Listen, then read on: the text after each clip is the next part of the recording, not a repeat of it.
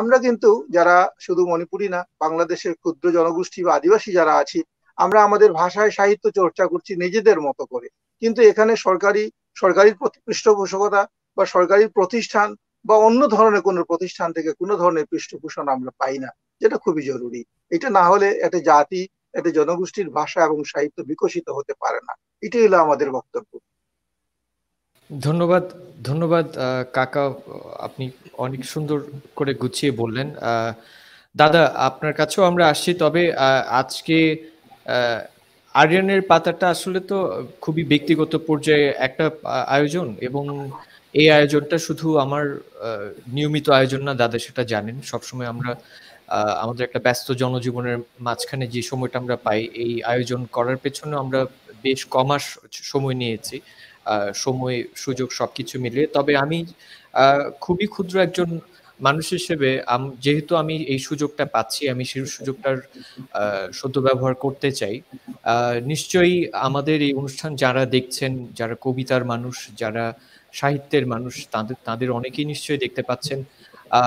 আমি হয়তো দাবি করতে পারছি না বা দাবি করার মতন জায়গা থেকে কথা বলতে পারছি না, তবে এই যে আমার শ্রদ্ধেয় কাকা ওজা যে কথাগুলো বললেন, এগুলো কিন্তু বিধে এবং এগুলো ব্যথা তৈরি করে।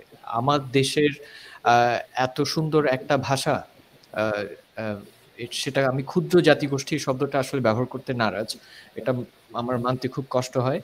আমি বলবো কি, মণিপুরি আমাদের ভূখণ্ডের ভাষা, আমাদের ভূখণ্ডের একটি ভাষা। তাহলে সেই ক্ষেত্রে মূলধারা সাথে আমি বলবো কি, যারা যুক্ত আছেন তারা যদি শুনে থাকেন বা আমাদের এই আকুতি যদি আপনাদের কাছে পৌঁছয়, যে যেখান থেকে পারেন, আমি একজন ক্ষুদ্র মানুষ হিসেবে আমি অন্তর্জালে এই ছোট্ট আয়োজন করতে চেষ্টা করেছি এবং সফল হয়েছে, কিন্তু ওনাদের সম্মানিত যারা আমার সাথে আছেন তাদের সময় আমাকে দেওয়ার কারণে, তো তারা কিন্তু আছেন।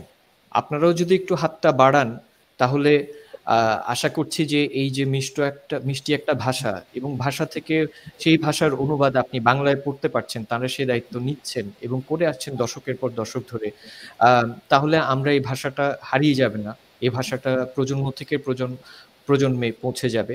এই বিষয়টা যদি আপনারা সবাই একটু সহনশীল হন, সবাই একটু সাহায্যের হাত বাড়িয়ে দেন, আমি মনে করব যে এটা আমরা আমাদের নিজেদের সাহিত্যকে, আমাদের সংস্কৃতিকে আমরা সমৃদ্ধ করব।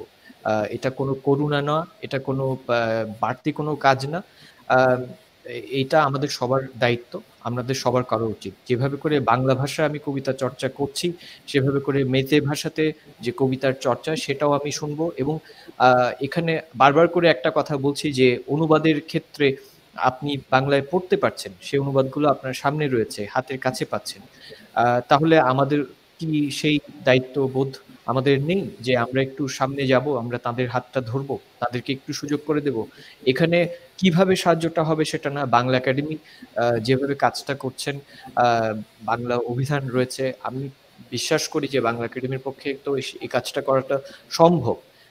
বাজেট, অর্থ, এইসব বিষয় তো প্রাসঙ্গিকভাবে আসবেই, সবকিছু এগুলো তো আমলাতান্ত্রিক জটিলতাগুলো সবসময় ছিল এবং থাকবে, কিন্তু এই জটিলতাগুলোর মাঝখান থেকেও তো অনেক ভালো কাজ বেরিয়ে এসছে এবং আসছে। তো বাংলাদেশ তো এগিয়ে যাচ্ছে অনেক ক্ষেত্রেই এবং খুব ভালোভাবেই যাচ্ছে, গর্বের সাথে বলতে হয়। তো সেক্ষেত্রে এই কাজগুলো আমরা নিশ্চয়ই, যারা শুনছেন তাদের কাছে আবারও বলছি, আমি গলাবাজি করে দাবি দেওয়ার কথা বলার মতন মানুষ নই, বা সেই যোগ্যতা আমার নেই। আমি শুধু অনুরোধ করতে পারি আমার যারা শ্রদ্ধেয় যারা আছেন তাদের হয়ে এবং আমাদের হয়ে, আমাদের জন্য আমরা যদি কাজটা করি, নিশ্চয়ই আমরা আরো ভালো একটা সুন্দর ভবিষ্যৎ দেখতে পাবো। এই পর্যায়ে আমি দাদা আপনার কাছে আসি একটু আবার, এই বিষয়ে যদি আপনি একটু আর কিছু বলতে চান, তারপর আমরা আরেকটা পারফরমেন্সের দিকে যাব, রিপনের কাছে আমরা যাব। ধন্যবাদ আরিয়ান।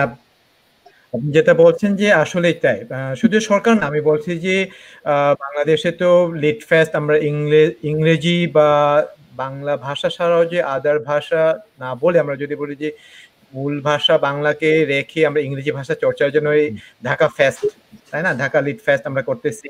তারপরে আরো ছোটখাটো বেঙ্গল যেটা আমরা বলি যে বেঙ্গল কি এর মাধ্যমে ওরাও করতে। এই যে শুধু সরকারি না, আমি বলবো যে যে কর্পোরেট হাউস বলেন বা যারা সমৃদ্ধশালী বা যারা টাকা পয়সার পাশাপাশি ধন দৌলতের পাশাপাশি সংস্কৃতি এবং সাহিত্যের প্রতি একটু সুনজর আছে, তারাও যদি একটু এগিয়ে আছেন, হয়তো সংখ্যায় খুব কম হোক, কিন্তু অন্ততপক্ষে বছরে যদি একটা আমি বলবো বছরে বা 2 বছরে যদি একটা মেলা বা একটা প্রকাশনা উৎসব বা একটা সংস্কৃতি অনুষ্ঠান বা ওইরকম যদিও করে, তাহলে আমার মনে হয় কি হবে, শুধু সরকারের দিকে না চেয়ে যদি আমাদের যে এগুলো আছে পত্র পত্রিকাওয়ালারা, তাই না, ওনারাও তো করতে পারে, একটা বিশেষ বৈঠক করলেন বা একটা সাহিত্য আড্ডা করলেন, যেটা আজকে আরিয়ানের পাতা থেকে হলো। আসলে ধন্যবাদ আরিয়ান এরকম একটা নতুন একটা কি নেওয়ার জন্য। এই ধরনের ব্যাপারটাও কিন্তু নিয়ে আসা যায়। এটা শুধু এই বাংলাদেশে না করে আমরা সুদূর কানাডা থেকে করতেছি। তো এটা যদি আমরা সিলেট থেকে বা চিটাগাং থেকে বা ঢাকা থেকে যদি কেউ করতো, আমার মনে হয় এটা আরো সুন্দর হতো, তাই না? তো যাই হোক, আমি আর এই প্রসঙ্গের কথা বাড়াচ্ছি না, আমরা সেরামণি কোনের কাছে যাই পরবর্তী যে উপস্থাপনটা করতে চাচ্ছেন ওইটা। দাদা এখানে একটু একটু একটা কথা বলি যে আসলে আমাকে ধন্যবাদ দেওয়ার কিছু নেই, সেই বিষয়টা তো আপনাকে বহুদিন আগে বলেছি। আমি আপনার মনে পড়বে, আমি শ্রদ্ধেয় কাকা আছেন, কাকাকে একটু বলি যে এই মণিপুরি ভাষা বা সাহিত্য নিয়ে বা সংস্কৃতি নিয়ে কাজ করার ইচ্ছে কিন্তু আজ থেকে প্রায় 6 বছর আগের। কোনো একটা অনুষ্ঠানে আপনার সাথে আমি খুব জরুরি ছিল আপনার সাথে দেখা করা। আমি একটা রেস্টুরেন্টে আপনাকে দেখা করতে গিয়ে দেখলাম সেখানে আলোকসজ্জা, সেখানে সবার পোশাক, সেখানে কেউ গান করছে এবং সবাই খুব মানে আনন্দিত, স্বতঃস্ফূর্ত সবাই। আমি সেই দৃশ্যটা এখনো ভুলতে পারি না। তখন আপনাকে জিজ্ঞেস করছিলাম যে দাদা কি আয়োজন হচ্ছে, তখন আপনি বলছিলেন যে আমরা জনাব ৩৫ মানুষ, আমরা একটু পরিবার পরিজন নিয়ে আমরা মণিপুরি ভাষাতে আমরা একটা ফেস্টিভ্যাল বোধহয় ছিল। তা আমি তখন আপনাকে বলেছিলাম যে দাদা আমরা কি কিছু একটা কাজ করতে পারি, যে কোনো একটা, এটা টিভি চ্যানেলে হতে পারে, সেটা একটা লাইভ স্ট্রিমে হতে পারে। তখন অবশ্যই এই মিডিয়ার এই কাজগুলো মানে অন্তর্জালের এই কাজগুলো সম্পর্কে জ্ঞাত ছিলাম না, কিন্তু ইচ্ছে পোষণ করেছিলাম এবং সেটা নিয়ে আমরা কিছুদিন কাজ এগিয়েও ছিলাম। সেই ইচ্ছাটা বহুদিনের। তো এখানে আসলে আমাকে ধন্যবাদ না, আমি বরঞ্চ আপনাদের সবাইকে কৃতজ্ঞতা জানাই বারবার করে। ধন্যবাদ জানাচ্ছি যে আপনাদের মাধ্যমে তো মানুষ আজকে যারা আমাদের এখন ৩০ জন বোধহয় আমাদের সাথে একসঙ্গে দেখছেন এবং পরবর্তীতে হয়তো আরো অনেকেই দেখবেন। তো ৩০ টা মানুষের কাছেও যদি এই বার্তাটা পৌঁছানো যায়, আমরা কিছু শেয়ার করতে পারি, সেটাই আমাদের সার্থকতা। আমি রিপনদার কাছে যাব। তো আমাদের কিছু দর্শক কমেন্টস করেছেন, কয়েকটা কমেন্টস পড়ি যে সোহেল ভাই অনেক ধন্যবাদ আপনাকে, আপনি বলছেন সম্পূর্ণ ভিন্ন আয়োজন। এখানে আনোয়ারা আপা আছেন। আনোয়ারা আপা আপনারা নিশ্চয়ই জেনে থাকবেন, বিশিষ্ট শিক্ষাবিদ। কিছুদিন আগে উচ্চারণ ৭১-এর প্ল্যাটফর্মে ওনার সাথে আমার দেখা হয়েছে এবং কাজ করার সৌভাগ্য হয়েছে। উচ্চারণ ৭১ প্ল্যাটফর্মটা সম্পর্কে আপনাদেরকে বলেছি, দাদাকে বলেছিলাম, সেখানে উনি এসেছিলেন। আপা আপনাকে অনেক ধন্যবাদ। আর এখানে সোহেল ভাই আবার এই কথাটা বলছেন এবং আমিও তার সাথে গলা মিলিয়ে বলতে চাই যে আদিবাসী সাহিত্যে আমাদের মূলধারার সাহিত্য চর্চায় গুরুত্বের সঙ্গে দেখতে চাই। আদিবাসীদের সাহিত্য আমাদের সম্পদ, নির্দ্বিধায় নিঃসন্দেহ অবশ্যই খুবই গুরুত্বপূর্ণ সম্পদ।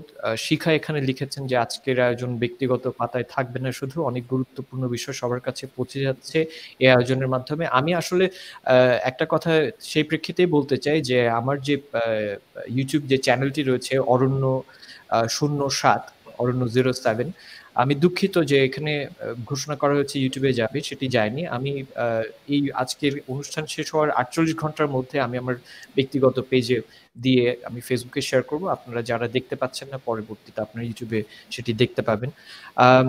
এবার আমি আবার রিপনদার কাছে আসি, তবে একটু পরিবর্তন আনি। রিপনদা, আপনার কাছে আপনি নিভৃত চারি একজন মানুষ যতদূর জানি, আপনি চর্চাটা করে যাচ্ছেন, কিন্তু আপনার প্রকাশের ক্ষেত্রে আপনার এখন পর্যন্ত কোনো কাব্যগ্রন্থ বা আপনার কোনো গল্পগ্রন্থ প্রকাশ হয়নি, কিন্তু আপনি লিখে যাচ্ছেন, আপনি বেশ কয়েক দশক ধরেই আপনি কাজ করে যাচ্ছেন। আমার পরিকল্পনায় ছিল যে আমরা পরবর্তী একটা ধ্রুপদী গান শুনবো, তারপর আমরা হয়তো আবার আমাদের আড্ডায় ফিরে যাব। তবে আমি একটু অন্যভাবে চাই, দাদা রিপনদার কাছ থেকে আপনার লেখা মেইতেই ভাষাতে একটি কবিতা এবং সেটির যদি বাংলা অনুবাদ আপনি আমাদেরকে শোনান, আপনার জন্য আমরা অপেক্ষায় আছি। আপনি যদি কিছু আমাদের শোনান দাদা, রিপনদা। হ্যাঁ, ধন্যবাদ আপনাকে। আসলে নিজের কোনো লেখা যদি কারো কাছে পড়ে শোনাই, তার চেয়ে কিন্তু তার চেয়ে আর আনন্দের কোনো বিষয় আর আনন্দের কিছু হয় না। এখন যেটা হচ্ছে যে প্রকাশনার কথা আপনি বলেছেন। আসলে আমি বেশ আগে থেকে আমার লেখালেখিটা শুরু করেছিলাম, কিন্তু প্রকাশনা আমি করতে পারিনি, এটা আমার নিজের ব্যর্থতা। আমার ইচ্ছা ছিল, অনেকবারই আমি পরিকল্পনা গ্রহণ করেছিলাম যে আমি কবিতার বই এবং গল্পের প্রবন্ধের বই আমি প্রকাশ করব, কিন্তু সেটা নানা কারণে হয়ে ওঠেনি। এটা আমার নিজের ব্যক্তিগত ব্যর্থতা। এই বছর আমি পরিকল্পনা করেছিলাম যে জুলাই মাস, এই বছরের জুলাই মাস অথবা জুন অথবা জুলাই মাসে মণিপুরি কবিতার একটি বই প্রকাশ করব এই মন্ট্রিয়াল থেকে। তো এই প্যান্ডেমিক সিচুয়েশনের কারণে এই জিনিসটাও এখনো আর হয়ে ওঠেনি। হয়তোবা আশা রাখি আগামী বছরের কোনো একটা সময় আমি আমার বই আপনাদের সামনে প্রকাশনা আকারে নিয়ে আসতে পারবো। আমি হ্যাঁ, একটি কবিতা পড়ছি এখন। প্রথমে মণিপুরি ভাষায় পড়ি, তারপরে বাংলা অনুবাদটা পড়ি। খুব দীর্ঘ কবিতা নয়। কবিতার নাম মণিপুরি ভাষায় তুমিন তুমিন। তুমিন তুমিন মাপুং ফারাক্ষি বা মিরুম খারা নাকথে দা খুয়া দা লেপলামি টিঙাক টিঙাক হকিংগি synthesizer-dagi nanthana paikhiba matamgi tenjei kharasu mipaijaram milutonda tenjei rekta keku lotpi sanaringei mirum sing hanuki hemingway galoinana tenjei shafuga chainari ngaida hanuki ba mirum sing tapna tapna nongaki botle argi michik mira aulamda। Bangla অনুবাদটা আমি নিজেই করেছি। বাংলা অনুবাদের কবিতার নাম গোপনে। খুব গোপনে বেড়ে ওঠা কিছু ছায়া দাঁড়িয়েছিল এখানে ওখানে উদ্ভ্রান্ত। হকিং এর সিনথেসাইজার থেকে ছিটকে পড়া সময়ের কিছু তীর শটান দাঁড়িয়েছিল কপালের অপাশটায়। স্বর ধনুকের আড়ালে লুকোচুরি খেলতে খেলতে ছায়াগুলো বুড়িয়ে গিয়েছিল হেমিংওয়ের সাথে, আর বুড়িয়ে যাওয়া ক্লান্ত ছায়াগুলো খুব গোপনে মিলিয়ে গিয়েছিল বোদলেয়ারের নির্জন অলিন্দে। ধন্যবাদ। ধন্যবাদ রিপন। অনেক ধন্যবাদ দাদা। আচ্ছা, আপনার কাছেই আমরা থাকি। আমরা অনেকক্ষণ ধরে আলাপ করছি। আমরা এখন যে গানটি দ্বিতীয় আমাদের যে পরিবেশনাটি ধ্রুপদী একটি মণিপুরি গান, সে বিষয়ে রিপনদা আপনি যদি একটু আমাদেরকে বলেন এবং তারপর আমরা পরিবেশনাটা একটু দেখে আসি, আমাদের দর্শকও দেখুক। হ্যাঁ, আমরা এখন যে পরিবেশনা, এটি মণিপুরি ক্লাসিক্যাল সঙ্গীতের একটি পরিবেশনা হবে। এটি একটি নটসঙ্গীত, মণিপুরি নটসঙ্গীত। যিনি পরিবেশন করছেন, এই শিল্পীর নাম হচ্ছেন সরাইজম শ্রীমতী দেবী। তিনি হবিগঞ্জ জেলার বিশগাঁও অঞ্চলের বাসিন্দা। আমাকে এই সঙ্গীতের ভিডিওটি যিনি পাঠিয়েছেন, যিনি সর্বাত্মকভাবে সহযোগিতা করেছেন, তিনি হচ্ছেন সরাইজম উৎপল সিংহ। আমি সরাইজম উৎপল সিংহকে ধন্যবাদ জানাই। এই ভিডিওটি পাঠাতে উনি আমাকে সর্বাত্মক সহযোগিতা করেছেন। আমি এটি সম্পর্কে একটু বলে রাখি, এই নটসঙ্গীত সম্পর্কে। এটি বিভিন্ন ধর্মীয় অনুষ্ঠানে এই নটসঙ্গীত পরিবেশন করা হয়। এখন নটসঙ্গীত যিনি পরিবেশন করবেন তার নাম শ্রীমতী দেবী। এই খ্যাতিমান শিল্পী অনেকটাই নিভৃত চায়। 1973 সালে ভারতের মণিপুরে গিয়ে বাসক, নট ইত্যাদি মণিপুরি ধ্রুপদী সঙ্গীত বিষয়ে অজা ইউমলেম্বম গম্ভীরের কাছে তিনি তালিম নেন। পরবর্তীতে বাংলাদেশে এসে তিনি তার চর্চা অব্যাহত রাখেন এবং বিভিন্ন ধর্মীয় এবং সামাজিক অনুষ্ঠানে তিনি সুনামের সাথে মণিপুরি নটসঙ্গীত, বাসক ইত্যাদি তিনি পরিবেশন করে থাকেন। তিনি এখনো নিয়মিত পরিবেশন করে যাচ্ছেন। তিনি সিলেট বেতারেরও একসময় তালিকাভুক্ত শিল্পী ছিলেন এবং সিলেট বেতারে মণিপুরি ভাষার যে অনুষ্ঠানটি হয় প্রতি মাসে, সেখানে তিনি একসময় নিয়মিত সঙ্গীত পরিবেশন করতেন। তো উনি এখনো সামাজিক অনুষ্ঠানগুলোতে মণিপুরি সঙ্গীত পরিবেশন করে যাচ্ছে। যে সঙ্গীতটি আমরা এখন শুনবো, নটসঙ্গীত, এখানে রাধা এবং কৃষ্ণের যুগল মূর্তিকে বর্ণনা করা হয়েছে এবং শ্রীকৃষ্ণ এবং রাধার মহিমা কীর্তন করা হয়েছে। এখানে মৃদঙ্গে সহযোগিতা করেছেন অনিক সরাইজম এবং কারিগরি সহযোগিতা করেছেন সরাইজম রিঙ্কু। ক্যামেরায় ছিলেন সরাইজম উৎপল। তো চলুন আমরা এই সঙ্গীত, নটসঙ্গীত শুনে আসি।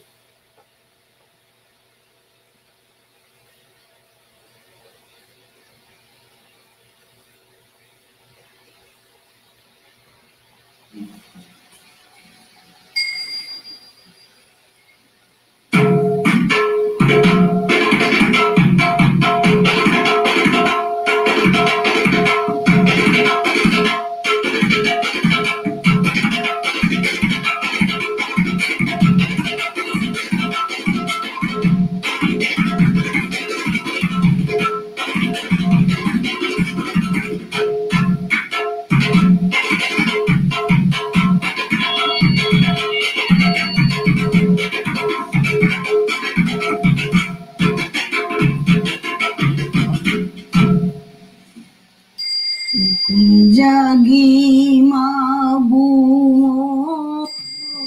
mabema chanbiu tulabina nairi khanmi dora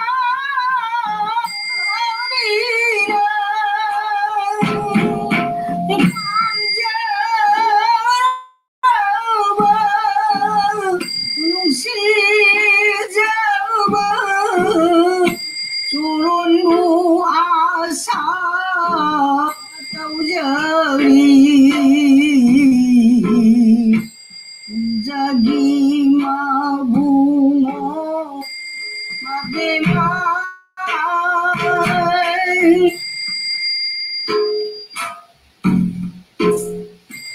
hangjade hai jade ulesire tunjawa penbiranawa uni kunja manungi hari sevatari tinabi ugaba jagi mabu mabema hangjade hai jade kulesire tunjawa penbiranawa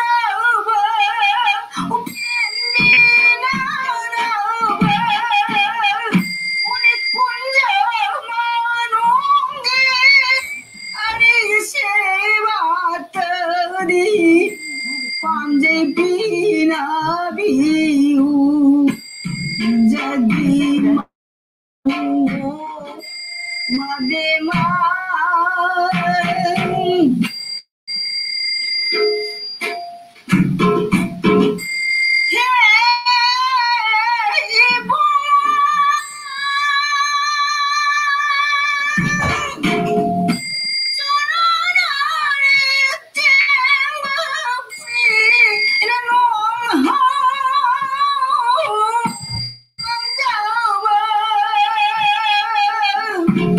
Urase sorina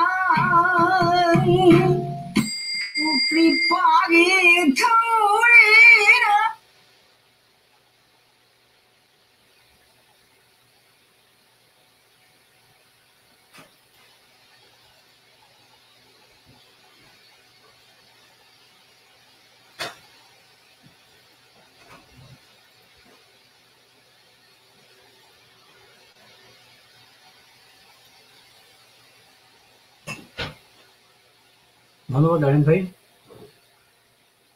ধন্যবাদ। আরিয়ান ভাই শুনছেন? হ্যাঁ, আমি শুনতে পাচ্ছি। ধন্যবাদ দাদা। আমরা একটা চমৎকার পরিবেশনা শুনে আসলাম। হ্যাঁ অর্থের দিক থেকে আসলে আমি সুরের সাথে কথা বলি। আমি সুরটাকে ভালোবাসি। যেহেতু আমরা সবাই সুরটাকে ভালোবাসি। হয়তো কথাগুলো আমার আ আ বোধগম্য না, কিন্তু সুরের যে আকুতি সেটা কিন্তু আমাকে ছুঁয়েছে, এবং আমি নিশ্চিত যে আমার যারা শ্রোতারা আছেন, দর্শকরা দেখতে পাচ্ছেন, শুনেছেন, তাদেরকেও নিশ্চয়ই ছুঁয়েছে। আমি এই শিল্পীকে শ্রদ্ধা জানাচ্ছি।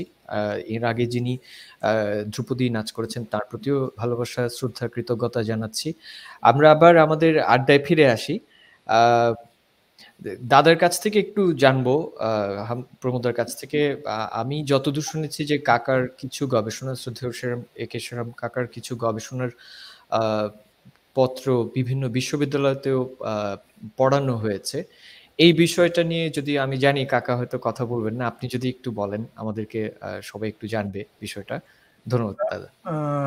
স্বাগতম আরিয়ান। না, কাকা বলবেন না কেন? কাকা অবশ্যই বলবেন। আমি একটু ধরিয়ে দেব। কারণ বাংলাদেশে আসলে বাংলা ভাষার মধ্যে আমরা বেড়ে উঠেছি, তো তার মধ্য থেকেও যে উনি যে হয়ে বাংলা ভাষার পাশাপাশি মণিপুরি ভাষা চর্চা করেছেন, এর মধ্যে প্রায় গোটা আমার জানা মতে, আমি জানি যে আমি বাইরে অনেকদিন আছি, তো এর মধ্যে হয়তো এর অনেক প্রকাশনাও রয়ে গেছে আমার অগোচরেই। তো আমার জানা মতেই প্রায় 15 কি 17টি প্রকাশনা হয়েছে। এর মধ্যে মণিপুরি হয়তো 8টা বা 9টা হবে। তো আমার কাছে পুরো লিস্টটা নেই। আমি একটু জাস্ট কি করব, শোনাবো যেটা দাদার কাছে আছে। আমার কাছে যেটা আছে আমি ওইটাই শুধু পড়বো। পরবর্তীতে হয়তো আমার কাকার কাছ থেকে আরো জেনে নিব। আমি জানি না কতটুকু কি আছে। আমার কাছে প্রায় 23টা প্রকাশনার লিস্ট আছে উনার। প্রথম প্রকাশনা একটু আগে যেতে আরিয়ান যেটা কবিতা পড়েছেন, যে বসন্ত কুনি পালগিলাই রাং, এটা প্রথম প্রকাশিত হয়েছিল 1982। তারপরে দ্বিতীয় প্রকাশন হলো কাংলেইয়েক ইপি 1984। মণিপুরি মায়েক বা মিতেই মায়েক, আমরা যেটা বলি মণিপুরি অক্ষর বা লিপি, ওইটা পড়ার একটা ছোট একটা পুস্তিকা।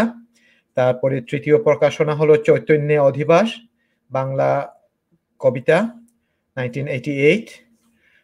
4 নম্বর হলো মণিদীপ্ত মণিপুরি ও বিষ্ণুপ্রিয়া বিতর্ক ইতিহাসের দর্পণে দেখা 1993। 5 বাংলাদেশের মণিপুরি ত্রয়ী সংস্কৃতির ত্রিবেণী সঙ্গমে 1996 সালে মণিপুরি জাতি বা মণিপুরি। প্রমোদের কথা শোনা যাচ্ছে না। আরিয়ানকে শোনা যায়? আমার মনে হয় কাকার মনে হয় নেটটা মনে হয় ভালো না। আমরা কথা শোনা শুনতে যাচ্ছে পাচ্ছি। না। ওকে, মনে হয় তাহলে শুধু কাকার কি এর জন্য মনে হয়। এনিওয়ে, আমি চালিয়ে যাচ্ছি, পরে কাকা হয়তো যুক্ত হবেন। এরপরে আমি 5 নম্বর পর্যন্ত বলেছি মণিপুরি ত্রয়ী সংস্কৃতি ত্রিবেণী সঙ্গমে 1996। তার 6 নম্বর হলো মণিপুরি সাক্তাক খুদম, ওইটা একটা সম্পাদনা মণিপুরি, শুধু মণিপুরি ভাষায় মণিপুরীদের সম্পর্কে এবং মণিপুরি ক্রিটিক্যাল এসেস কালেকশন। তারপরে 7 নম্বর হলো নঙ্গৌবি, মণিপুরি ছোট গল্পের কালেকশন বা মণিপুরি ছোট গল্প সংগ্রহ, শুধু উনার লেখা। 8 নম্বর হলো মাংলানগি আতিয়াদে নমিথোপা, একটি মণিপুরি কাব্যগ্রন্থ, ওইটা প্রকাশনা হয়েছে 2007।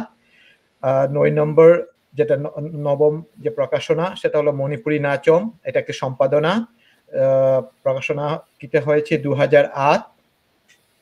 এর 4th এডিশন অলরেডি বের হয়ে গেছে 2012 সালে। 10 নম্বর হলো দশম যে প্রকাশনা, সেটা হলো বাংলা কাব্যগ্রন্থ প্রেমে অপ্রেমে আছি দ্রোহী চেতনায় 2010, বাংলা কাব্যগ্রন্থ।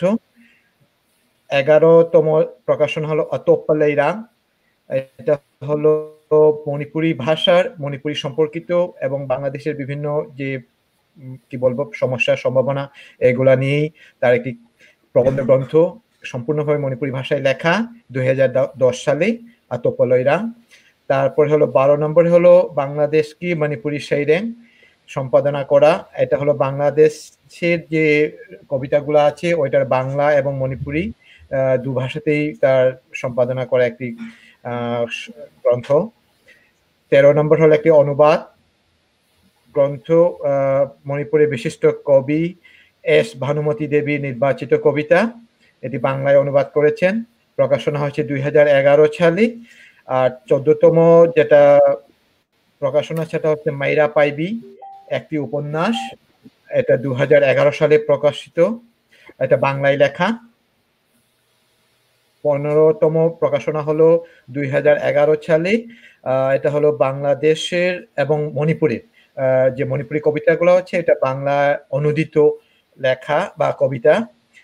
এটা একটি কাব্যগ্রন্থ, অন্বস্বর নির্বাচিত মণিপুরি কবিতা, 2011 সালে প্রকাশিত। 16 নম্বর হলো মণিপুরি মিতেই বা মণিপুরি মায়েক মাপি বা মণিপুরি অক্ষর বা লিপি যে আছে ওইটা শিক্ষার জন্য একটি ছোট একটি পুস্তিকা। 17তম প্রকাশনা হল লামাং নাবা, একটি মণিপুরি উপন্যাস, এটাই বাংলাদেশের প্রথম মণিপুরি উপন্যাস, প্রকাশিত হয়েছে 2012 সালে। 18তে হয়েছে 18তম যে প্রকাশনা সেটা হলো পথভ্রষ্ট পথিক, সেই লামাং নাবা যে মণিপুরি যে উপন্যাস আছে ওইটারই বাংলা ভাষান্তর বা বাংলা অনুদিত একটি উপন্যাস, মূল ভাষা মণিপুরি এবং এখান থেকেই ঔপন্যাসিক নিজেই বাংলাতে ট্রান্সলেট করে এটা প্রকাশনা করেছেন 2013 সালে। তার 19তম যেটা প্রকাশনা সেটা হলো বাংলাতেই, বাংলা একটি কাব্যগ্রন্থ শুধু তোমারই জন্য, প্রকাশনা 2014 সালে। 20 মণিপুরি ভাষা, 20তম যে প্রকাশনা সেটা হলো, এটাও একটি বাংলা প্রবন্ধ গ্রন্থ, নাম শুধু মণিপুরি ভাষা। এটা বাংলায় মণিপুরি ভাষা সম্পর্কে নাতিদীর্ঘ কয়েকটি প্রবন্ধ লিখেছেন। এরপরে হলো 21তম যে প্রকাশনা সেটা হলো একটি মণিপুরি লোককথার বা যে আমরা যেটা বলি ফুঙ্গাওয়ারি বা গল্প, লোককথা গল্প, বুড়ো বুড়ির মুখী কচু, এটা বাংলায় প্রকাশিত, এটা প্রকাশনা করেছেন 2015 সালে।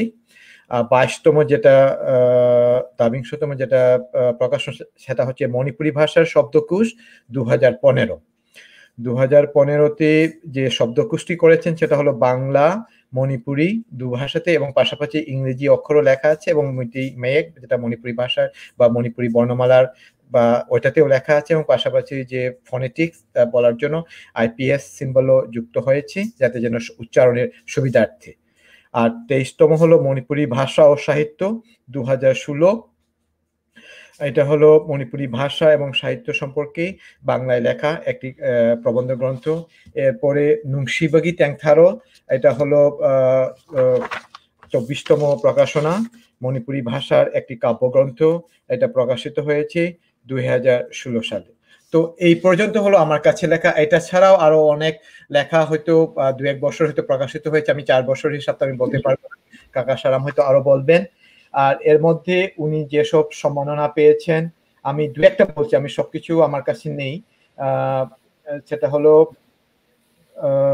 শিলচর থেকে মানে আসামের শিলচর থেকে এংখম কমল নিংসিং মানা, ওইটা আসাম মণিপুরি সাহিত্য পরিষদ থেকে আরেকটা দিয়েছেন সাহিত্যভূষণ 2008 সালে। আর প্লাটিনাম জুবিলি থৈদক্য সম্মাননা মণিপুরি সাহিত্য পরিষদ ইম্ফল 2010। এরপরে 2011 সালে উনি পেয়েছেন থিয়াম লাইরিকমাচা ইন্টারন্যাশনাল অ্যাওয়ার্ড। এরপরে পেয়েছেন 2011 সালে একই সালে হিজম ইরাবত মেমোরিয়াল ইন্টারন্যাশনাল অ্যাওয়ার্ড। আর 2012 সালে বাংলাদেশ থেকে ধানছিরি সম্মাননা, বাংলাদেশ প্রগতি লেখক সংঘ সম্মাননা, এটা হলো 2015 সালে। এই পর্যন্ত হলো আমার কাছে লেখা বা লিস্টে থাকা উনার লেখা বা প্রকাশিত গ্রন্থের পরিচয় আর সম্মাননা। আমি কাকার কাছে যাচ্ছি, একটু বলবেন কি আমি যেগুলো বলেছি, আমি 23টা কি 24টা বলেছি 2016 সাল পর্যন্ত। 2016 সালের পরে যদি আপনার কোনো লেখা বা কোনো সম্পাদনা, যদি কোনো বই বা গ্রন্থ প্রকাশনা করে থাকেন একটু যুক্ত করে দেবেন প্লিজ। কাশেরাম আসলে এই প্রকাশিত বইয়ের তালিকা বা সম্মাননার তালিকা বলার কোনো প্রয়োজন আছে কি না জানি না, আমি খুব বিব্রত বোধ করছি। তবু বলি, আমার প্রকাশিত গ্রন্থের সংখ্যা হলো 33টি, মণিপুরি এবং বাংলা ভাষা 2 ভাষায় মিলিয়ে। বাংলা ভাষায় 22টি এবং মণিপুরি ভাষায় 11টি। সম্মাননাও পেয়েছি বেশ কিছু, মণিপুর থেকে, আসাম থেকে, বাংলাদেশ থেকেও। এটি এক, এগুলা খুব উল্লেখযোগ্য কিছু না। আমি কাজ করছি আমাদের মণিপুরি ভাষার জন্য, পাশাপাশি বাংলা ভাষায় আমি লেখার চেষ্টা করছি। ধন্যবাদ। আমি এর ফাঁকে আমি একটু ব্যক্তিগত বিষয়ে যেহেতু চলে আসছে কাশেরামের কাজ নিয়ে আমরা একটু আলোচনা করি, আরিয়ান যদি অনুমতি দেন। না, অবশ্যই দাদা, আমি জাস্ট একটু যুক্ত করি। এটা কাকার বদান্যতা। 33টা গ্রন্থ প্রকাশ, 22টি বাংলাতে এবং 11টি মেইতি ভাষাতে কাকা বললেন। আমি যদি একটু শুধু একটা জিনিস জানতে চাই দাদা, আপনাকে অসংখ্য ধন্যবাদ। প্রমোদা, আপনি পুরো লিস্ট আপনার কাছে যে সংগ্রহ ছিল সেটা আপনার মাধ্যমে আমরা সবাই জানতে পারছি, কাকার কাজগুলো সম্পর্কে একটু ধারণা পাচ্ছি। আমরা কাকার গবেষণার বিষয়টা আমরা বলেছিলাম। কাকা বা দাদা, আপনারা যদি দুজনেই একটু বলেন যে আপনার কাকার কিছু গবেষণার কাজ যেগুলো নিয়ে আপনি কাজ করেছেন বা করছেন সেটা নিয়ে যদি একটু আমাদেরকে বলতেন, তারপর আমরা সেরকম রিপনদার কাছে যাব। ধন্যবাদ। আমি বলি। আমি ওইটাই আমি আচ্ছা, ঠিক হ্যাঁ আছে। কাশ, আমি একটু বলি। আমি যেটা বলতে চাচ্ছিলাম সেটা হচ্ছে যে বাংলাদেশে তো বাংলা সাহিত্য চর্চা আপনি শুরু করেছেন প্রথম থেকে, তারপরে মণিপুরি ভাষায় আসতো, কিন্তু সাহিত্য চর্চার পাশাপাশি গবেষণায় কিন্তু আপনি নিমগ্ন। তো আমি সাহিত্যের কথাগুলো আমরা হয়তো একটু পরে বলবো, কিন্তু আপনি গবেষণা নিয়ে যে মণিপুরি জাতি বা মণিপুরি ভাষা নিয়ে গবেষণা এবং মণিপুরি লোকসাহিত্য এবং প্রবাদ প্রবচন নিয়েও আপনার অনেক লেখা, অনেক গবেষণামূলক প্রবন্ধ আমরা পড়েছি। তো এটা নিয়ে যদি আপনি প্রথম থেকে যদি একটু মানে খুব সংক্ষিপ্ত করে না, হ্যাঁ একটু সংক্ষিপ্ত করে বলেন, কিন্তু একটু মানে একটু স্পেসিফিক ভাবে আর কি আপনি কি বিষয় নিয়ে কাজ করছেন, কোথায় কিভাবে প্রকাশিত হলো, ওটাও যদি একটু বলেন সবার জন্য। কাশেরাম। আসলে এ বিষয়ে বিস্তারিত তেমন কিছু বলতে চাই না। আমার বাংলাদেশের মণিপুরি ত্রয়ী সংস্কৃতি ত্রিবেণী সঙ্গমে নামে যে প্রবন্ধের সংকলন বেরিয়েছিল, এটা 1996 সালে বেরোয় ঢাকার আগামী প্রকাশনী থেকে। ওই বইটি শাহজালাল ইউনিভার্সিটির অ্যানথ্রোপোলজি বিভাগে তাদের রেফারেন্স বুক হিসেবে তারা এটা বিবেচনা করে। আর এমনিতে আমি ভাষা নিয়ে কাজ করি। মণিপুরি ভাষা নামে আমার একটি গবেষণাধর্মী গ্রন্থ আছে, যেটা বেশ সমাদৃত হয়েছে বিভিন্ন মহলে। আরেকটি যে মণিপুরি ভাষার শব্দকোষ, মণিপুরি ভাষায় এবং বাংলা ভাষা মিলিয়ে, এটাও বেশ সমাদৃত হয়েছে বিভিন্ন মহলে। ওই রকমই কিছু কিছু কাজ করি। আর লোক সংস্কৃতি, লোক সাহিত্য নিয়েও কিছু কিছু কাজ করি। এইগুলি কিছু প্রকাশনাও আছে। আর পাশাপাশি আরেকটা আমি যেটা বলতে চাই যে বাংলাদেশের মানে মূল ভাষা বা বাংলা আমরা যেটা বলি, যে সিলেটে প্রগতি সংঘ এবং আরো কয়েকটা সংগঠনের সাথে জড়িত। আমি জানি যে শুধু বাংলা মানে শুধু মণিপুরি ভাষায় না, বাংলা ভাষায় আপনি সমানভাবে বিচরণ করছেন। তো এইটা সম্পর্কে যদি আপনি একটু আলোকপাত করেন যে বাংলা ভাষা চর্চা বা বাংলা ভাষা সম্পর্কে বা আপনার যে ঠিক অবদান না, আপনি যেভাবে চর্চা করে যাচ্ছেন ওইটাও যদি দর্শকদের জন্য এবং সবার জন্য একটু যদি বলেন, তাহলে আমার মনে হয় উপকৃত হবে। আমি তো আসলে বাংলা ভাষাতেই চর্চা করি বেশি। মূলত বাংলায় আমার প্রথম ভালোবাসা, বাংলাতেই লিখি বেশি এখনো। মণিপুরি আমার মাতৃভাষা বলে মাতৃভাষার প্রতি দায়বোধ থেকেই আমি মণিপুরিতে লিখি। আর সংগঠনও আমি বাঙালি সংগঠনের সাথে বেশি যুক্ত। আমি জাতীয় কবিতা পরিষদ সিলেটের সভাপতি এবং কেন্দ্রীয় কমিটির সদস্য ছিলাম এক সময়। এখন আমি বয়সের কারণে কিছুটা ঢাকা যাতায়াত সম্ভব হয় না বলে এটা বাদ দিয়েছি। আর প্রগতি লেখক সংঘ, যে বাংলাদেশ প্রগতি লেখক সংঘের আমি সিলেট জেলা কমিটির সভাপতি এবং কেন্দ্রীয় কমিটির সহ সভাপতি। এছাড়া আমি বাংলাদেশ উদীচী শিল্পী গোষ্ঠীরও সভাপতি ছিলাম দীর্ঘদিন, সদ্য প্রাক্তন হয়েছি। আর মণিপুরি সংগঠন তো আছেই, আমাদের মণিপুরি সাহিত্য সংসদের সভাপতি, মণিপুরি ভাষা গবেষণা উন্নয়ন সংস্থার সভাপতি। আর লেখালেখি আমার বাংলাতেই বেশি। বাংলা পিডিয়াতে আমার একটা লেখা সংকলিত হয়েছিল। আর বাংলাদেশের আমাদের পাঠ্য বইয়ে, আমাদের জাতীয় স্কুল টেক্সট বুক বোর্ড কর্তৃক প্রকাশিত যে পাঠ্য বই, সপ্তম শ্রেণীর বাংলা পাঠ্য বইয়ে আমার লেখা একটি প্রবন্ধ সংযোজিত হয়েছে, বাংলাদেশের ক্ষুদ্র জাতিসত্তা শিরোনামে। আর ভারতে ত্রিপুরায় মণিপুরি ভাষা এখানে স্কুল পাঠ্য বই আছে। তো সরকারি পাঠ্য বইয়ে ক্লাস 4 এবং 6 এর পাঠ্য বইয়ে আমার দুটি কবিতা অন্তর্ভুক্ত আছে। এইগুলোই একে। কাকা, আমার একটা ছোট্ট প্রশ্ন আপনার কথা থেকেই বলছি। আমরা অনেকক্ষণ, প্রায় 2 ঘন্টার কাছাকাছি আমরা আছি এখানে, 2 ঘন্টার কিছু বেশি হয়তো। তাতে কোনো সমস্যা নেই। আপনি মণিপুরি ভাষার শব্দকোষের কথা বলছিলেন।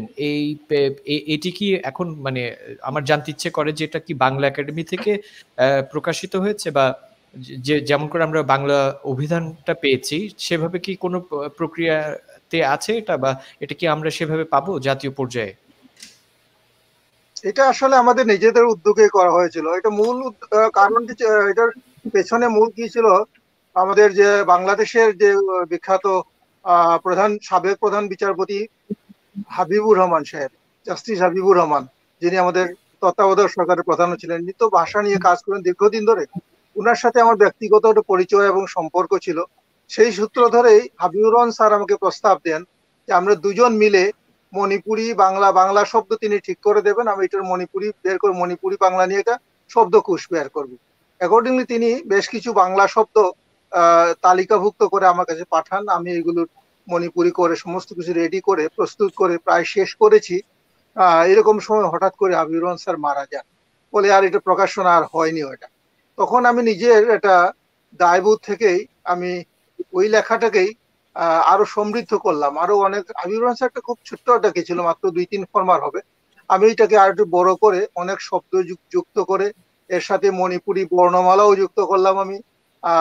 এবং মণিপুরি বর্ণমালার উচ্চারণ ধ্বনি কিরকম হবে সেটার জন্য আইপিএস সিম্বল গুলো যুক্ত করলাম। এইসব করে পরে আমরা নিজেরাই আমাদের নিজেদের উদ্যোগে আমাদের সংগঠন মণিপুরি ভাষা গবেষণা উন্নয়ন সংস্থা থেকে এটা প্রকাশ করি। তবে এই প্রকাশনায় অর্থ সহায়তা করেছিলেন সিলেটের ইন্টারন্যাশনাল ইউনিভার্সিটি, তারা ফান্ডিং করেছিলেন। তো ওইটাই বাংলা একাডেমিতে আমি চেষ্টাও করিনি আসলে, যাইও নি ওইগুলা নিয়ে। তবে ইচ্ছা আছে, একটি এনজিও আমাকে প্রস্তাব দিয়েছে এটাকে আর একটু বর্ধিত আকারে আমি যদি এটাকে তৈরি করি তাহলে তারা প্রকাশনার একটা উদ্যোগ নেবে। আমি চেষ্টা করবো এটাকে বর্ধিত কলে ভরে কি করার জন্য। এটা খুব ছোট, মাত্র 6 ফরমার না কয়েক ফরমার জন্য আমি এটাকে একটু বর্ধিত আকারে ডিকশনারির মতো করে করতে চাই। কাকা, অনেক অনেক ধন্যবাদ। আসলে এই এই এই যে আবারও বারবার করে কৃতজ্ঞতায় বাধিত করছেন আপনি। এই যে প্রচেষ্টা, এবং আজকে অজানা একটা তথ্য জানতে পারলাম যে সাবেক বিচারপতি শ্রদ্ধেয় হাবিবুর রহমান স্যার, ওনার সাথে আপনি কাজ করেছেন এবং দুজনের বন্ধু হিসেবে উদ্যোগটা নিয়েছেন। সেই উদ্যোগটাকে আপনি আলো দেখিয়েছেন এবং এখনো চেষ্টা করছেন। আমি এই কথাটা কেন আবার আপনাকে বলতে বললাম, কারণ আশা করছি যে আপনি যে কাজগুলো করার চেষ্টা করছেন ব্যক্তিগত পর্যায়ে, আপনাকে সাহায্য করার জন্য বা আপনার এই প্রচেষ্টাটাকে আলোর মুখ দেখানোর জন্য আমরা আশা করছি যে আপনাকে কারো কাছে যেতে হবে না, ওনারাই আপনার কাছে আসবেন, সেটা মন থেকে চাইছি। আর একটা যুক্ত করে, এই বইটা ভূমিকাতে কিন্তু আমি বিস্তারিতভাবে ওই ঘটনাগুলো লিখেছি এবং এই বইটা আমি উৎসর্গ করেছি হাবিবুর রহমান স্যারের উদ্দেশ্যে। আমি একটু যুক্ত করতে চাই। এইখানে দেখুন, এই যে আমাদের অজাসারামের যে কাজগুলো, অভিধানের কাজ এবং গবেষণামূলক প্রবন্ধ, যেগুলি অনেক ক্ষুদ্র জাতিসত্তা এবং মণিপুরী জাতিসত্তার গবেষণার ক্ষেত্রে, জানাশোনার ক্ষেত্রে এটি কিন্তু খুবই গুরুত্বপূর্ণ ভূমিকা পালন করছে এখন, যেটা শাহজালাল ইউনিভার্সিটি তাদের রেফারেন্স অ্যানথ্রোপোলজি ডিপার্টমেন্টের রেফারেন্স বুক হিসেবে তারা ব্যবহার করতো। আমি যেটা বলতে চাচ্ছি যে এই কাজগুলো সেখানে কিন্তু বাংলা একাডেমির একটা কিন্তু দায়িত্ব আছে।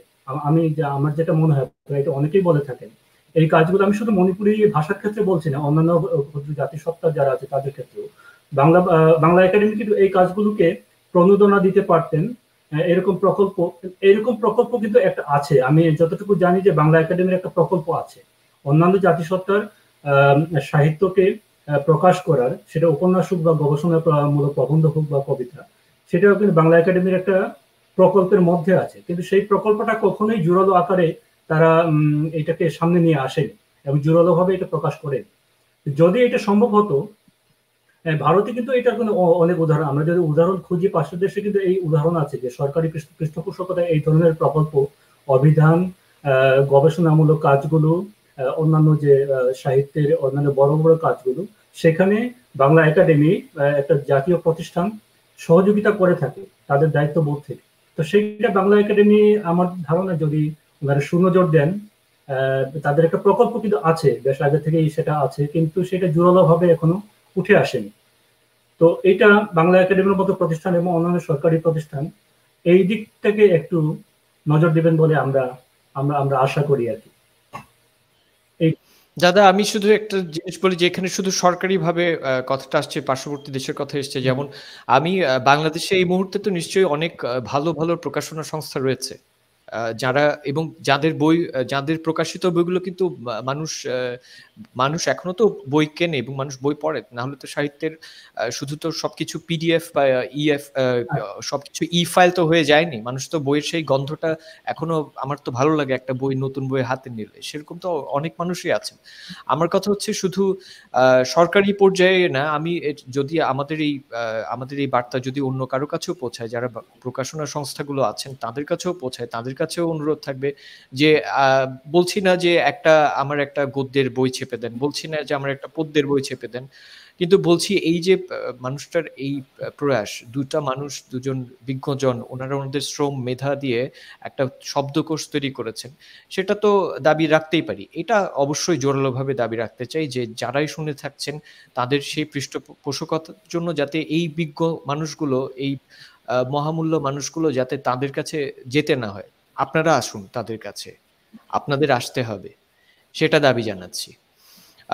আমি দাদা এখন শেরামদার কাছে যাই। আমরা অনেকক্ষণ ধরে আমাদের আলাপগুলো করছি। শেরামদা, সরি রিপনদা, আপনার কাছে আসছি। আপনি প্রথমেই বলছিলাম যে নিভৃতচারী একজন মানুষ, অনেক কিছু কাজ করছেন কিন্তু প্রকাশের দিক থেকে আপনি এখনো নীরব আছেন। সেটা একদিকে ঠিক আছে, আপনি হয়তো আরো গুছিয়ে নিচ্ছেন, সেটাও ভালো। কিন্তু আপনার বিষয়ে আমরা শুনতে চাই। আমি একটু প্রমোদদা কিছু বলছিলেন আপনার বিষয়ে, আমি প্রমোদদার কাছে আসতে চাই। না, আমি রিপনের যেটা বলতে চাচ্ছিলাম যে উনি বাংলা থেকে মণিপুরি এবং পাশাপাশি বিভিন্ন ভাষা, মানে বিশেষ করে ইংরেজি ভাষা থেকেও মণিপুরিতে অনুবাদ করে থাকেন এবং চমৎকার অনুবাদ করেন। আর হলো নিজে তো কবিতা লিখিনি, আর কিছু প্রবন্ধ লিখে ফেলেছেন। তো আশা করি এই বছর বা আগামী কয়েক বছরের মধ্যে কয়েকটা, আমি জানি না, মিনিমাম 2টা গ্রন্থ হয়তো আমরা পাবো। তো এই কাজগুলা গুছিয়ে আমি মনে হয় এই বছর, আমি যেটা শুনেছি যে এই বছর হয়তো হবে। এই ব্যাপারে যদি আপনি রিপন যদি কিছু বলেন, আর পাশাপাশি আমাদের যে মণিপুরি মিরর যে ওয়েব পোর্টাল, ওইটা নিয়েও যদি একটু আলোকপাত করে নিজের কাজের পাশাপাশি আর কি, ওইটাও একটা মানে কি হবে। ধন্যবাদ দাদা।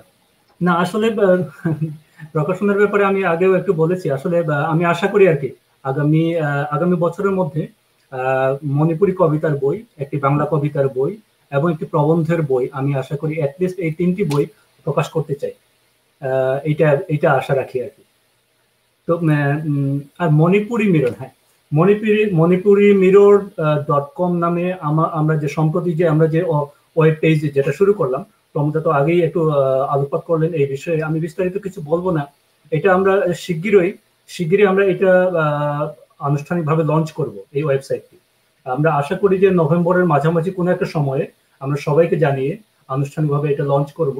আমি শুধু এই পর্যায়ে এতটুকু বলি যে এখন আমরা এটা ডেভেলপিং লেভেলে আছে এবং শেষ পর্যায়ে আছে।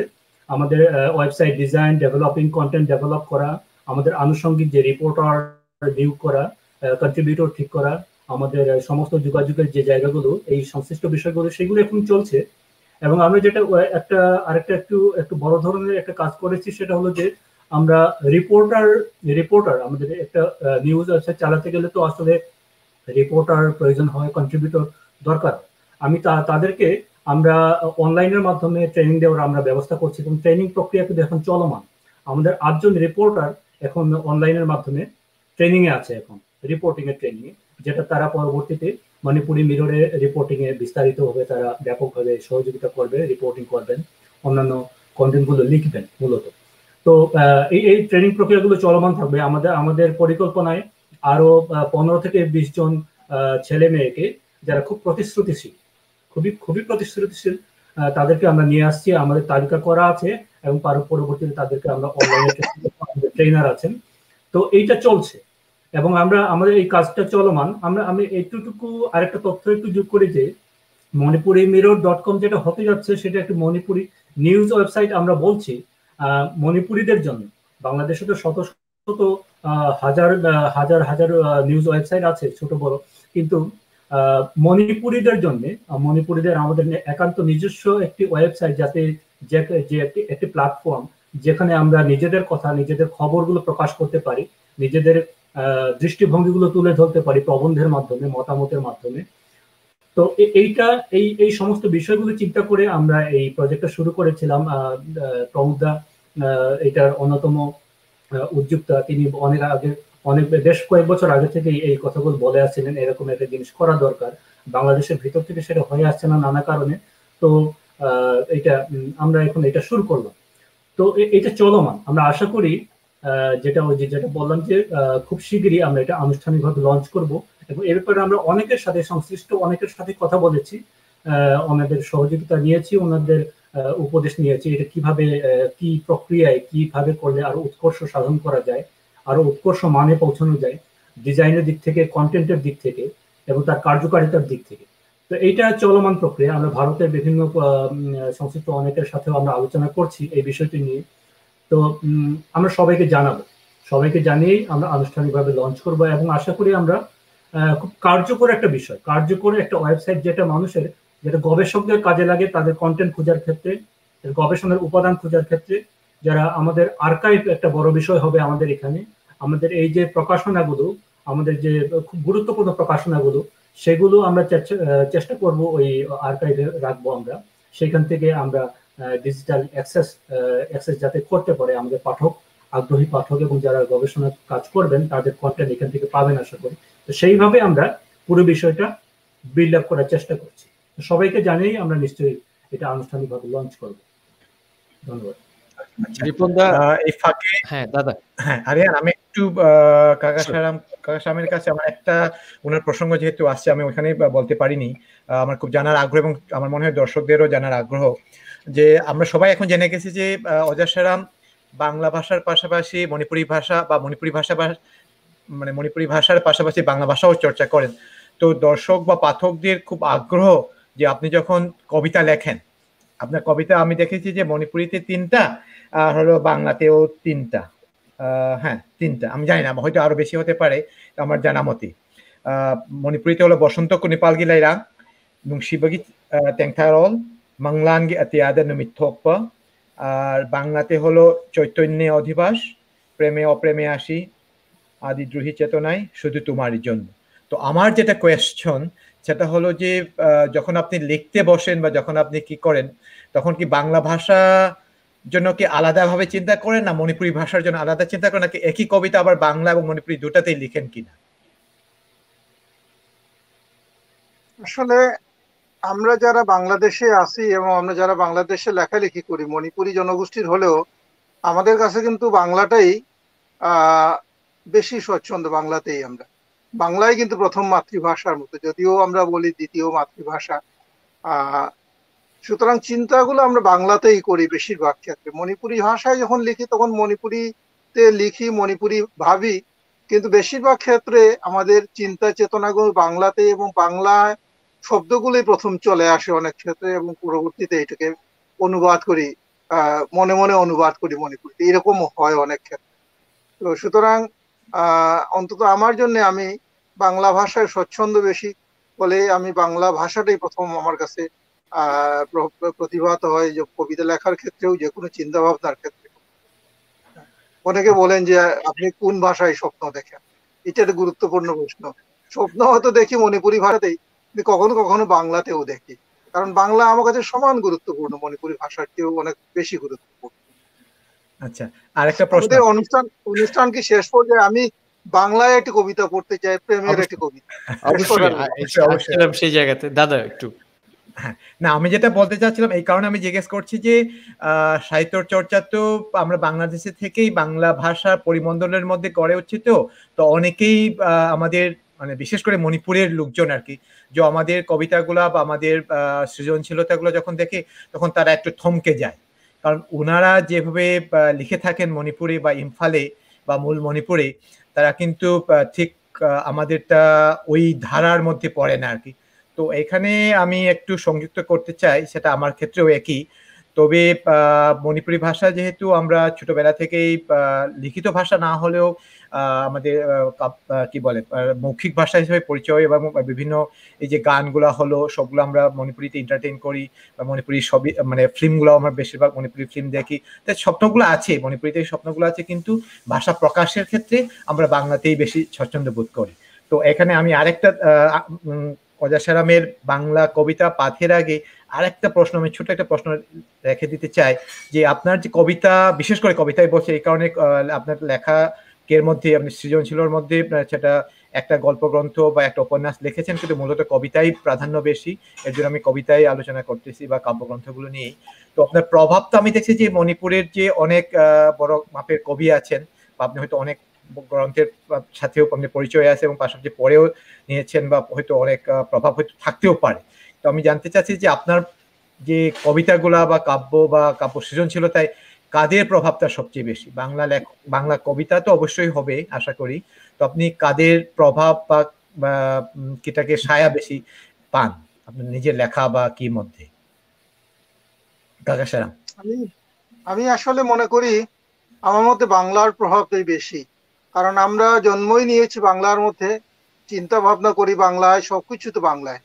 আমার মননের জগতে রবীন্দ্রনাথ, নজরুল, জীবনানন্দ যেরকম ছায়া মেলে আছেন, মণিপুরী কবিরা তেমন ভাবে নয়। মণিপুরী কবিতার সাথে পরিচয় অনেক পরে, এবং মণিপুরী কবিতার প্রতি ভালোবাসার সৃষ্টি হয়েছে অনেক পরে। সুতরাং আমার মূল মননের জগতে কিন্তু বাংলা কবি, বাংলা কবিতাই প্রধান। যেমন শামসুর রহমান আমার একটা প্রধান কবি, সবচেয়ে প্রিয় কবি মহাদেব সাহা, আর রবীন্দ্রনাথ, নজরুল তো আছেনই। তো এইভাবে কিন্তু বাংলা কবিতাই আমাদের মধ্যে প্রভাব বিস্তার করে সবচেয়ে বেশি। আরেকটা কথা আমি যেটা বলি, তো প্রাসঙ্গিক ভাবে একটু বলে রাখি, আমার মধ্যে দুইটা সত্তা কাজ করে। আমি যখন কবিতা লিখি, সে মণিপুরী কবিতা হোক, বাংলা কবিতা হোক, যখন কবিতা লিখি তখন আমি নিছক কবি, তখন কিন্তু আমার মণিপুরী সত্তা সেখানে কোনো কাজ করে না। আমার ভিতরে সমস্ত মানুষ, মানবিক বিষয়গুলোই কাজ করে, এবং সভ্য মানবিক একটা বিষয় নিয়ে আমি চিন্তা করি এবং ওইভাবে কবিতা লিখি। মণিপুরী ভাষাতেই লিখি বা বাংলা ভাষাতেই লিখি। কিন্তু যখন গদ্য লিখি তখন কিন্তু আমি প্রধানত একজন মণিপুরী জনমানুষের একজন ব্যক্তি। আমার একটা দায়বোধ থাকে সমাজের প্রতি, আমার জাতিসত্তার প্রতি, যে কারণে আমার যতগুলো গদ্য গ্রন্থ আছে, সে উপন্যাসই হোক, গল্পই হোক, অথবা প্রবন্ধই হোক, সবকিছু হয় মণিপুরী কেন্দ্রিক, হয় মণিপুরী বিষয়ের সাথে সংশ্লিষ্ট কোনো বিষয় নিয়ে। কারণ আমি চাই আমার জাতিসত্তাকে, আমার জনগোষ্ঠীকে বাংলাদেশের এই বিশাল প্রেক্ষাপটে এই বৃহত্তর জনগোষ্ঠীর কাছে তুলে ধরতে। সেই লক্ষ্য এবং উদ্দেশ্য নিয়ে কিন্তু আমি লিখি। আমি যখন বাংলা বা মণিপুরী গদ্য প্রবন্ধ যেগুলো যখন লিখি, কিন্তু কবিতার ক্ষেত্রে আমি স্রেফ কবি, তখন আমি অন্য কিছু আর চিন্তা করি না, আমার ভিতর কেবল কবি সত্তাটাই কাজ করে। অনেক ধন্যবাদ আরিয়ান। হ্যাঁ, এখন কি দাদা, আমরা তো বেশ কিছুক্ষণ ধরে আছি, আমরা আসলে মন চাইছে না যে আমাদের এই আড্ডা শেষ হোক, কিন্তু আমি জানি যে কাকা আজকে সকাল থেকে বোধহয় উনি ব্যস্ত ছিলেন, আরেকটা মিটিং ছিল, বিদ্যুতের সমস্যা, এর মধ্যেও কিন্তু উনি আবার এই মানে আমি যেটা অবাক হচ্ছি এবং বিস্মিত বললে কম হবে, যে কৃতজ্ঞতা জানানোর ভাষা নেই। আমার যেটা প্রাথমিক যেটা আলাপ হয়েছিল যে কাকা থাকবেন কিছুক্ষণ, প্রথমের একটা অংশ থাকার পরে ওনাকে যেতে হবে, কিন্তু আমি কিভাবে আপনাকে ধন্যবাদ জানাবো জানি না কাকা, কিন্তু আপনি সেই শুরু থেকে ধৈর্য ধরে আমাদের সাথে আছেন, এটা আমার জন্য তো বটে, আমি মনে করি আমাদের সবার জন্যই একটা খুবই আনন্দের বিষয়, গর্বের বিষয়, এবং আমাদের অনেক বড় একটা প্রাপ্তিযোগ আজকের এই দিনে। তো আমি এই যে সোহেল ভাই কিন্তু অনুরোধ পাঠিয়ে দিয়েছেন যে কবি এ কে সেরামের কবিতা শুনতে চাই, আমরাও শুনতে চাই। আমরা এভাবে করি, যেহেতু আমরা অনুষ্ঠানের শেষ পর্যায়ে, আমি একটু আমার বন্ধু রিপনদার কাছে আসছি। দাদা, আমরা কি এভাবে আপনার কাছ থেকে একটা কবিতা শুনে তারপর কাকা আর কাছ থেকে একটা কবিতা শুনবো, আর শেষে আমাদের যেহেতু একটা গান রয়েছে আমরা সেটা দিয়ে আমাদের আজকের মতন এই আয়োজনের সমাপ্তি, মানে আপাত সমাপ্তি টানতে পারি কিনা আপনার কাছ থেকে? ধন্যবাদ আরিয়ান ভাই। আমার ধারণা আমি অজয় কবিতাটা আগে শুনি, অনেকেই উন্মুক্ত হয়ে আছেন ওনার কবিতা শোনার জন্য, ওনার নিজ কণ্ঠে শোনার জন্য। ঠিক আছে, আমারটা একটু পরে করি, আমার অজয় সেরামের লেখাটা আগে শুনে আসি। ঠিক আছে, একটি বাংলা কবিতাই পড়ি, প্রেমের কবিতা। কবিতার শিরোনাম হলো কথা বলে প্রিয়। এসো প্রিয়, এসো কথা বলি সমুদ্র ঝিনুকের ভাষায়। আকাশ ও পৃথিবী যে মহান মৌনতায় চিরকাল কথা বলে, এসো আমরাও কথা বলি সেই নিঃশব্দ ভাষায়। কথা বলি বহুদূর উড়ে আসা ক্লান্ত পাখিদের মোহন ডানায়, জোনাকির আর ঝিঁঝ পোকাদের গৈরিক নিঃসঙ্গতায়।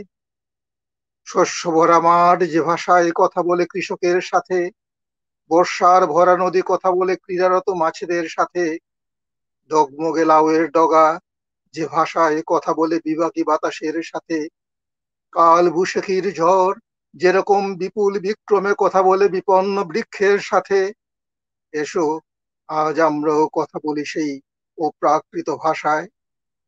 শুধু বাণীর কারুকাজে নয়, চোখে চোখ রেখে গুহাচিত্রের মতো শরীরী ইশারায়, এসো কথা বলি প্রিয় হৃদয়ের মোহনায়। কোনো সাগর সঙ্গমে নয়, গহীন অরণ্য কিংবা সুরম্য কোনো পার্কেও নয়, নির্জন কোনো গৃহকোণে নয়, পূর্ণিমার লিরিক জ্যোৎস্নায় কিংবা প্রদোষের ছায়া শরীরেও নয়। এসো দুজনে কথা বলি আজ অলৌকিক ইথারে ভেসে ভেসে আমাদের স্বরচিত এক অপার্থিব অমরায়। এসো কথা বলি প্রিয়, কথা বলি আমাদের নিজস্ব ভাষায়। ধন্যবাদ। অসাধারণ, অসাধারণ। অনেক অনেক ধন্যবাদ, অনেক অনেক ধন্যবাদ কাকা। আমরা চমৎকার একটি পরিবেশনা শুনলাম। আমরা আসলে আমি যেটা ভাবছি, যদি আপনারা ওয়েবসাইটটার কথা বললেন দাদা এবং রিপনদা, তো আমি ভাবছি কি যে আমি তো লোভ সামলাতে পারছি না, নভেম্বরে কি আমরা আরেকবার একটু বসবো একসাথে? যখন ওয়েবসাইটটা লঞ্চ হবে তখন কি আমরা হয়তো আজকের মতন দীর্ঘ আকারে না, কিন্তু সেদিন শুধু আমরা কবিতা শুনবো কাকার কাছ থেকে, সেদিন কবিতা শুনবো রিপনদার কাছ থেকে, সেরকম করে একটা আয়োজন হতে পারে যদি আপনার অনুমতি দেন। আমি আমি চেষ্টা করব। না, নিশ্চয়ই নিশ্চয়ই, এটা এটা কেন কেন নয়, ঠিক আছে, হতেই পারে। ঠিক আছে। হয়তো বিষয়ভিত্তিক সেদিন ভাবে, আরো হ্যাঁ, ঠিক আছে। আরো কিছু আবৃত্তির মানুষ, আমার আবৃত্তি গুরু আছেন, তাকেও আমি অনুরোধ করব যদি তিনি সময় করতে পারেন, বন্ধুরা আছেন, সবাইকে নিয়ে আমরা একটা ছোট্ট আড্ডা দেব, কিছু কবিতা শুনবো, একটু প্রাণের আড্ডা হবে। আচ্ছা, আজকে তাহলে রিপনদার কাছে চলে যাই। দাদা, আপনাকে আপনার কাছ থেকে আমরা আপনার লেখা কবিতা শুনতে চাই এখন, আর তারপর পরই আমরা অনুষ্ঠানের শেষের দিকে যাব। তো রিপনদা। অনেক ধন্যবাদ আরিয়ান ভাই। আমি একটি বাংলা কবিতা পড়ছি, বাংলায় লেখা একটি কবিতা। কবিতার নাম উড়ান।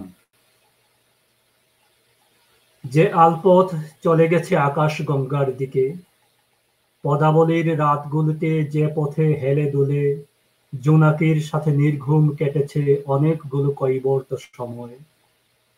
যে আলপথ ছিল ডাহুকের, কেচোদের, ঝিঁঝিদের, সটিবন থেকে হু হু করা বার্তা নিয়ে আসা হাওয়ার সাথে উড়ে উড়ে বহুকালের ভ্রমণ শেষে কোথায় কোথায় ঘুমে গেছে সে রাতের তারারা, জোনাকিরা, কেঁচো, ডাহুকেরা।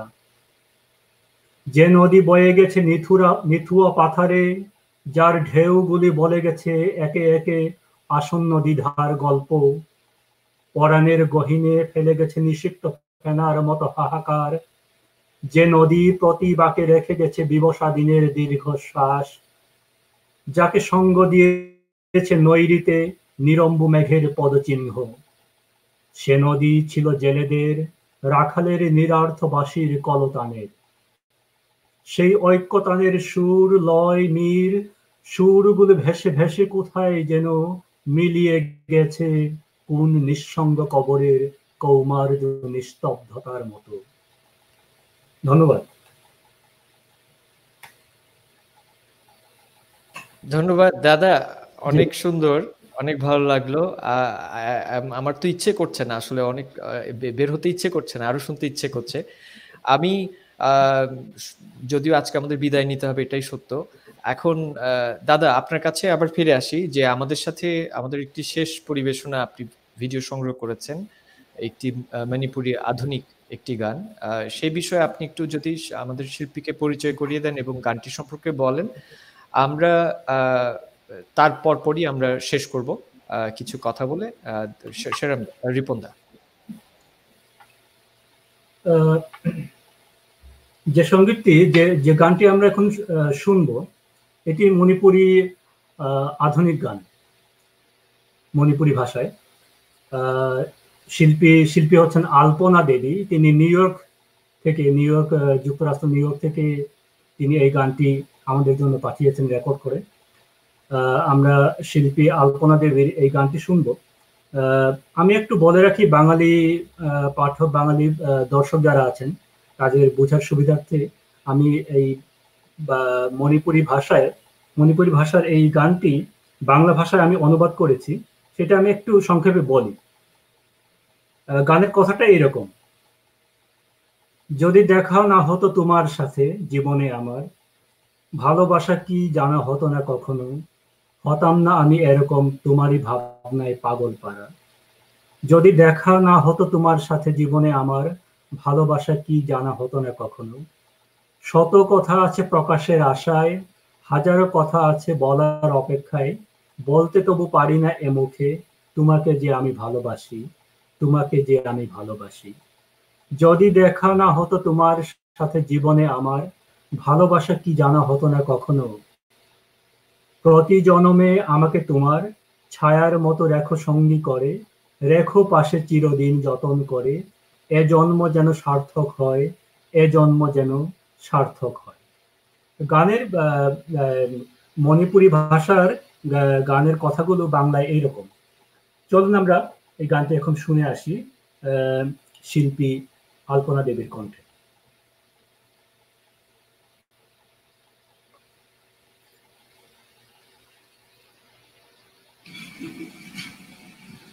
Kuranjali Meambu.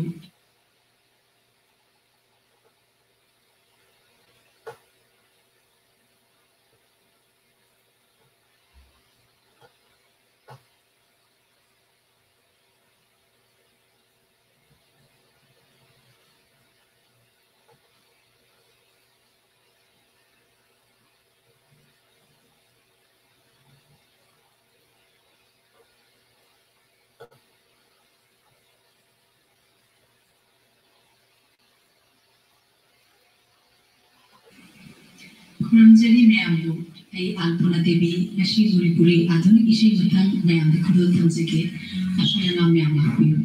Thank you.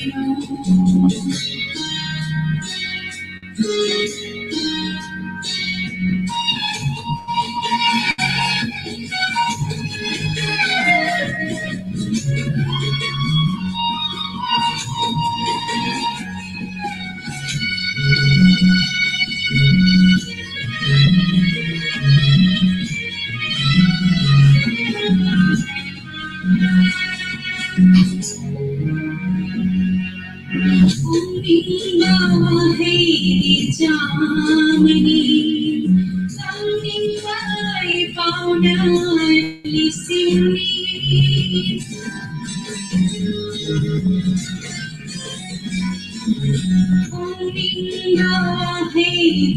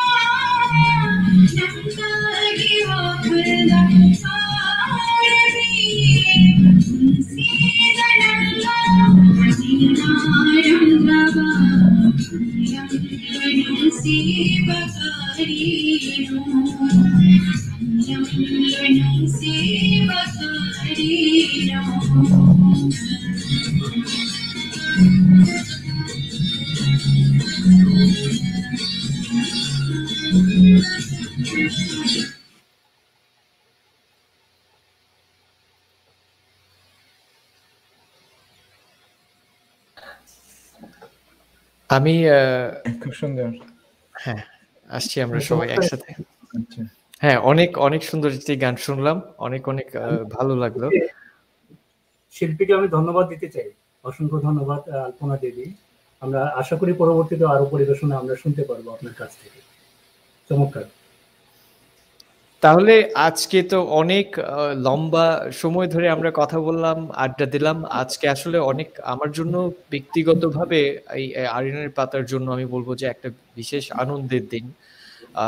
অনেক অজানা অনেক তথ্য জানতে পারলাম। তথ্য জানার চেয়ে তথ্য তো আসলে মানুষ লিপিবদ্ধ করে রাখলে সেখান থেকেও তথ্য জানতে পারে, কিন্তু যেটা ভালো লাগলো যে এই যে সান্নিধ্যটা পেলাম একজন আপনাদের মতন এই তিনজন গুণী মানুষের।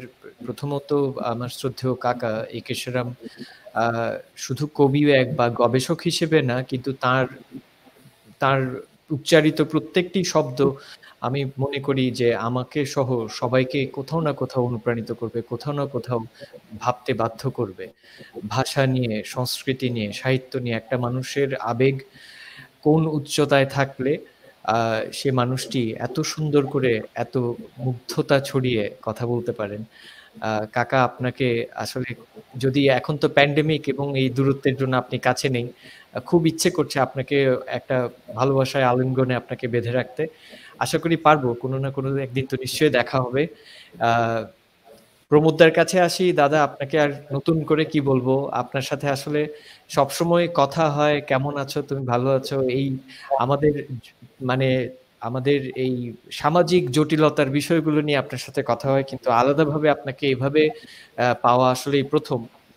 সেই 2012 থেকে যদি বলি বা 14 থেকে যদি বলি, এই প্রথম আপনাকে সেভাবে পেয়েছি। আমি মনে করি যে আপনার নিজের যে সময়গুলো, অনেকগুলো ব্যস্ততা আছে, এরপরেও আপনি যে সময়টা লেখালেখিতে দেন, মণিপুরি ভাষা নিয়ে, বাংলা ভাষা নিয়ে অনুবাদের কাজ, সেটা যেইভাবেই হোক না কেন, আপনি যে সচেষ্ট রয়েছেন এবং এই সচেষ্ট থাকার পেছনে যে একটা মানুষের আবেগ, উচ্ছ্বাস বা শ্রম, এই সবকিছু মিলিয়ে যে একটা ডেডিকেশনের জায়গাটা, সেটা আসলে আমাকে সহ নিশ্চয় যারা আজকে শুনেছেন, যারা একটু লেখালেখি করতে পছন্দ করেন বা শিল্প সাহিত্য সংস্কৃতির সাথে জড়ানোর চেষ্টায় রত আছেন, তাদেরকে নিশ্চয়ই অনুপ্রাণিত করবে। আর শেষ পর্যন্ত বন্ধু রিপনদা, আপনাকে কি বলি, একসাথে কফিতে দেখা হয়, আপনার জন্য হয়তো মজা করে অনেকদিন পর টেবিল টেনিস খেলাটাও শুরু করেছিলাম।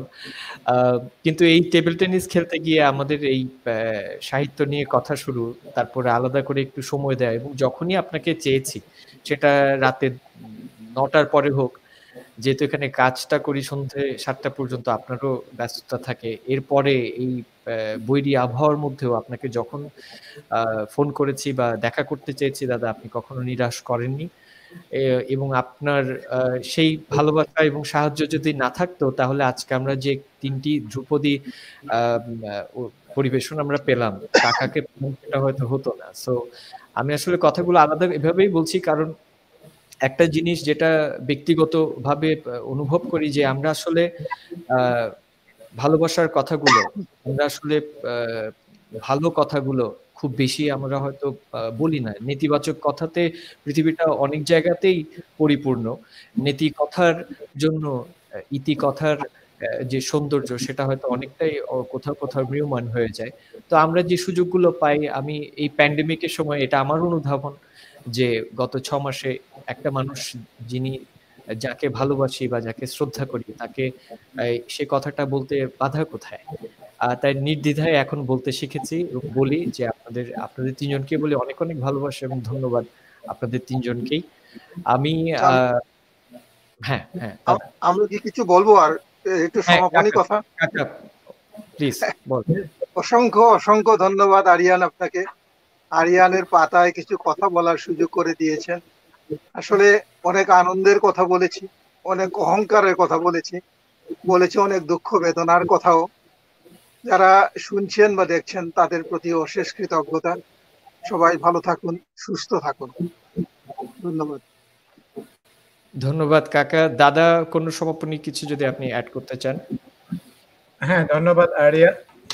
আমি আর বেশি সময় নিচ্ছি না। আসলে আরিয়ান যেটা বলেছেন যে ঠিকই, আমরা এই করোনাকালীন সময়ে যতটুকু কি বলবো যে সময় পাই সাহিত্য সংস্কৃতির মধ্যে আমি যেতে চাচ্ছি, এর জন্য এখানে যোগদান। আর সবচেয়ে ভাগ্য ভালো যেটা হলো কাকা সারাম, অজা সারামকে পেয়েছি। আমরা বলা মাত্র সেও সানন্দে রাজি হয়েছেন। আর পাশাপাশি আরিয়ান তো আসেই পিছনে লেগে থাকা। তো আর একটা দিক আমি বলতে চাই যে এই সুদূর প্রবাসে থেকেও আমরা তো কি বলবো এখানে ফ্রেঞ্চ, ইংরেজির পাশাপাশি বাংলা তো আছে, চারিদিকে বাংলা আছে। আর পাশাপাশি মণিপুরি ভাষাকেও আমরা চালিয়ে নিচ্ছি।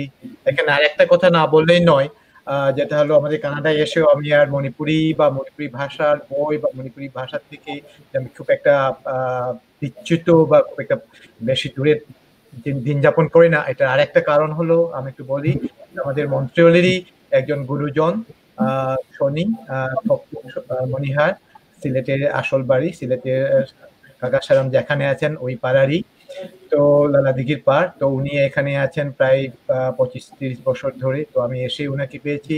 উনার এখানে হাজারটা কয়েকশো বা কয়েক শত বই আছে বা কয়েক শত মানে অন্তত পক্ষে। তো এই বইগুলো এখানে এসে আমি পেয়েছি, ওটাতে আমার আর এই সমস্যা হয় না যে বা দেশে থেকে বই আনতে কি। আমিও এনেছি, কিন্তু ওনার যে সমৃদ্ধ যে সংগ্রহশালা যে আছে ওইখান থেকে আমি পাই। তো এর জন্য আমার চর্চা বা লেখালেখির ক্ষেত্রেও একটু সুবিধা হলো।